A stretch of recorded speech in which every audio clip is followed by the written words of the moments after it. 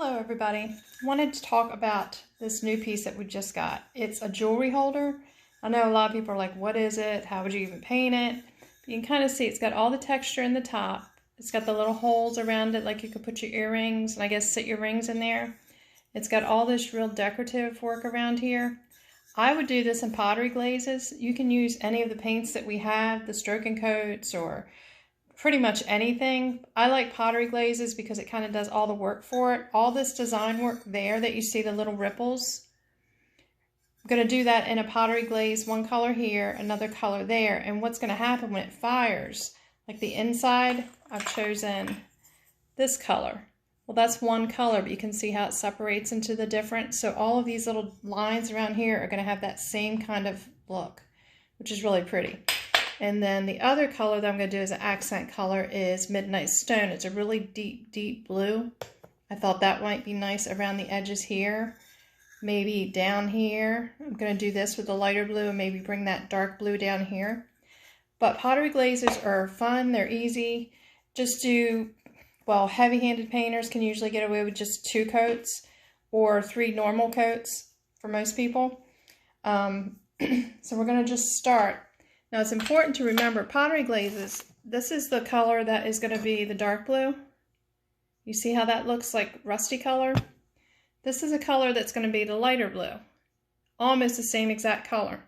So when I'm working with them, I always keep the paint sample with it so I can kind of keep it straight in my head as to what color I'm doing. For those of you who get these as a to-go, I'll probably write on your ticket what the color is and what the description is, and you can always refer back. We've got pictures online of what the samples look like, just so you don't get them mixed up. So I would probably start with just doing the top section first. That would be the ocean mist. And like I said, it's going to just be 3 really good coats, or 2 heavy coats.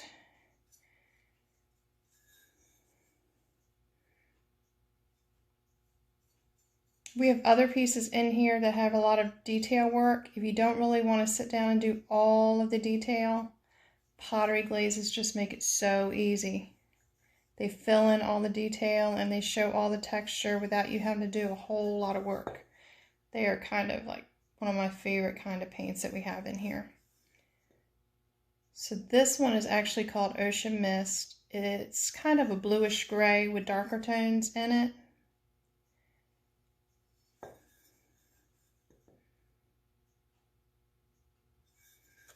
So I'm going to get 3 coats here. And then I'm going to go to the underside. Since these colors look so similar before, just to keep it straight in my head so I don't mix up, I usually do everything that's going to be this color, the 3 coats, and I'm done with it and just push that color aside. And then pick your next color and do those 3 coats. So for this, I won't bore you with watching me paint 3 coats. I'm going to do this 3 coats, and I'm probably going to just do this little ball part in here 3 coats, and then I'll put the blue away. So I'm going to do that right now. You probably saw the first coat that I did to this inside. I was all over the place, didn't really have any real direction to my strokes. But what I sometimes try to do, since the pattern on this kind of goes like that, for my last single coat, double coat, whichever you're on, I try to make that stroke kind of follow that design. You don't have to, but I kind of think it kind of adds to the texture a little bit if you're following it in the same design that you see there. Because you can see again, this is one that has a design cut into it. You can see how it kind of separates into 2 colors. So that's kind of what I'm hoping that we'll get around this center part. I used a smaller brush just to follow along the edge. And then I'm just going back in and filling in with the little bit bigger brush so you can get more paint.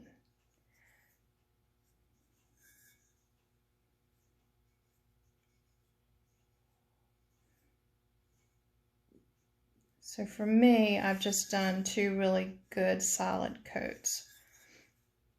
Like I said, if you're a real light painter, I would definitely go with 3 coats. If you tend to glob on more paint, which I think I'm probably a heavier painter, you can usually get away with 2 coats on this. Now the Pottery Glazes, this isn't for food, but if it was, this would be a food safe glaze. So right now what we're working on is just a decorative piece. It's going to look really nice when it's done. So we're going to go in and do this detailed part here.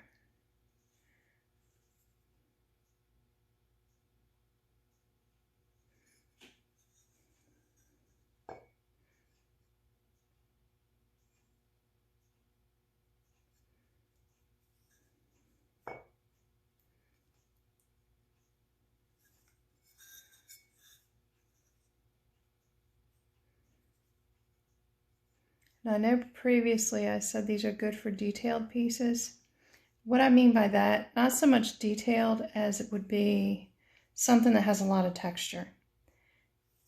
Because just the opposite of what I said is probably true. Pottery glazes do move a little bit. They give a more artsy look. They spread. They'll touch the other colors around it. And if you ever overlap colors, they just create a totally different color you probably wouldn't even expect. If there's something you want it to be really detailed, like a figurine, something you wanted the details of like the eyes or something like that, pottery glazes are not what you would want. Because where they do move, they will give you more of a blurring if you try to do real detailed single fine strokes. But these are really nice on the really detailed things and in that things that have a lot of texture, because it's going to settle into all of the grooves and it's going to give a whole lot of definition without you having to do a whole lot to get that, which I'm all about. Easy steps when you're painting. Things shouldn't have to be hard for you to have fun.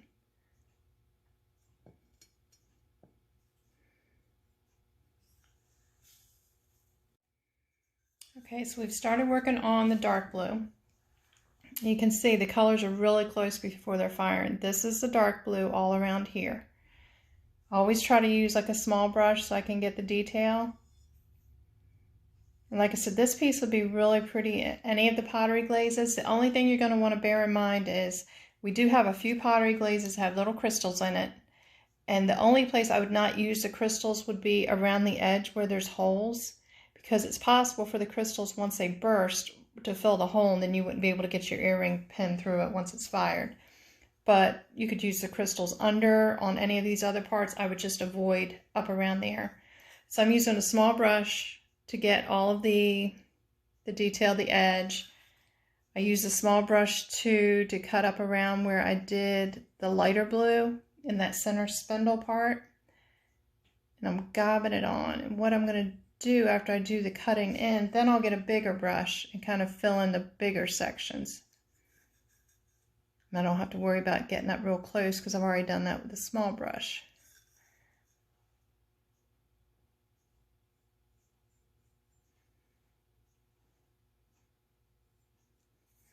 So now that that's cut in, I get a really good size brush, like a bigger one like this even.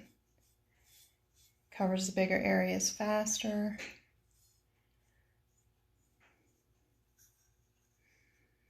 Now the important thing, the thing that makes pottery glazes a little bit different than the stroke and coat, typically when you come in and paint something with stroke and coat, even if it's something that's going to be for food, I'll tell you to paint as much or as little of it as you want, even leaving some areas white, because I'm going to clear glaze it. Pottery glazes do not get dipped in clear glaze, so that you're counting on you doing the right number of coats, which is going to build up in itself to create its own glaze that's in the paint, making it food safe, or in this case, to make this the shine that you want. So when you're doing something with pottery glazes, you want to be sure to paint every part of it. Like even before I'm all done, the bottom is white. If it was stroke and coat or something, I'd say just leave it alone. I'll clear glaze it for you. Well, this is going to have to be covered with pottery glazes. Every part of this is going to be this rust colored. The other thing is, if you do get like too stingy with your paint, you won't have the different textures that you see. And sometimes the color will actually be like it, rather than having the real pretty shine of the samples, it'll be a little rough. So you always want to make sure you do at least, like I said, 2 coats if you're heavy-handed like me, or 3 coats if you do like a paint like a normal person, I guess. Just even coats.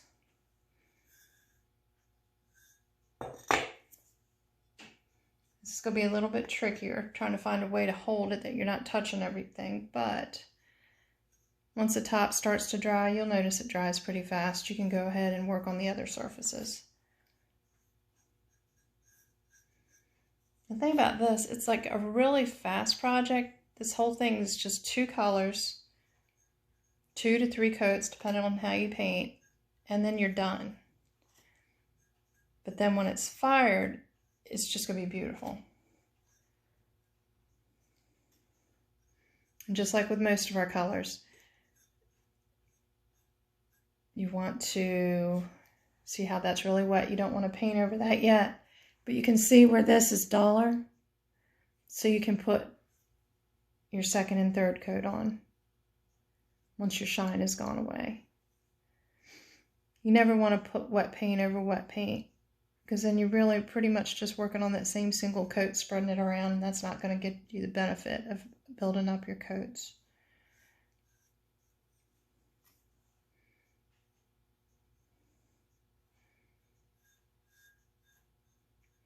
Now, when I was doing my cutting in with the small brush, I went ahead and did 2 heavy coats then too, so I don't even have to go real close up with my big brush, because I've already done that with a smaller brush.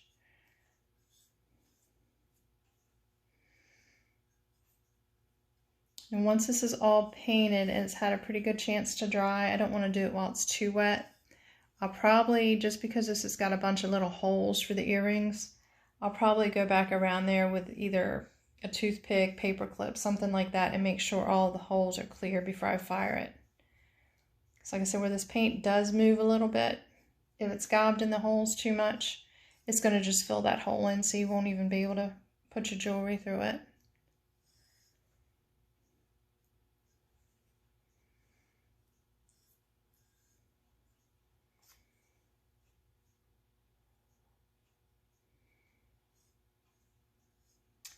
That is it. I think I might do one more coat on the bottom.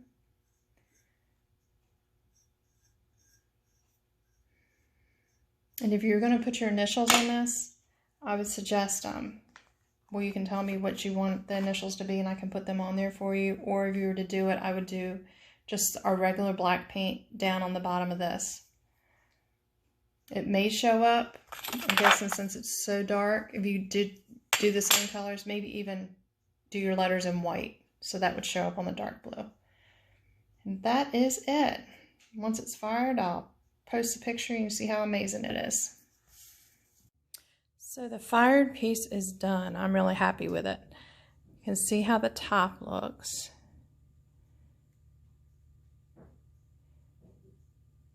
And then, like I said, it does move a little bit. So I know on one side it moved just a little bit, but I'm okay with that. I think it looks really cool.